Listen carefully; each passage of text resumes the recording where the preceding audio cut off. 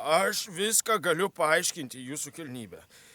Jie patys kalti, tai jie pradėjo pjautynės. Visi žino, kad pas mane renkasi padorūs žmonės. Bet svetimšalių čia niekas nemėgsta. Ir jeigu jie čionai atsidangina, tai patys ir kalti. Ką aš galiu padaryti, jeigu... Bet jūs čia ne dėl vakarykščių pjautynių, jūsų kilnybė, ar ne? Tavo smukliai vakar buvo žmogus. Pagyvenęs, bet tvirtai sudėtas. Vilkėjo prastais drabužiais. Su kažkuo susitiko. Kalbėjosi. Papasakok man apie jį. Žmonės kalba, kad legionieriai už suteiktas žinias neprastai moka.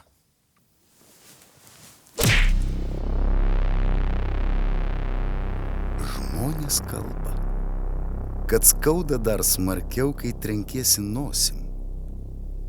Kaip manai, ar galima tikėti visko, ką žmonės kalba? Nežinau, žmonės bet ką kalba, liežuvį jų palaidi. Aš tokiam nesąmonėm netikiu, jūsų kilnybė. Kuo galėsiu, tuo padėsiu. Vyras, pagyvenęs, prasti drabužiai, nagi, klok.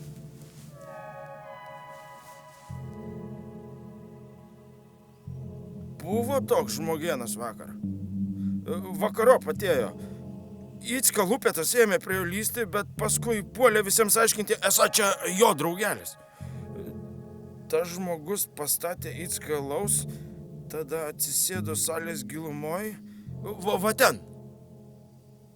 Neilgai trukus atėjo kažkoks pilvūzas ir abu kurį laiką malė liežuviais. Prisiminiau, storulis padavė anam nežinia kokius popierius. Anas apžiūrėjo ir įsikišo užantin. Ką čia pini, Marijošiau? Kokius popierius? Nežinau, jūsų kilnybė, neižiūrėjau. Žmonių apuokė buvo prisirinkęs gyvas velnias, vos spėjau alų pilstyti.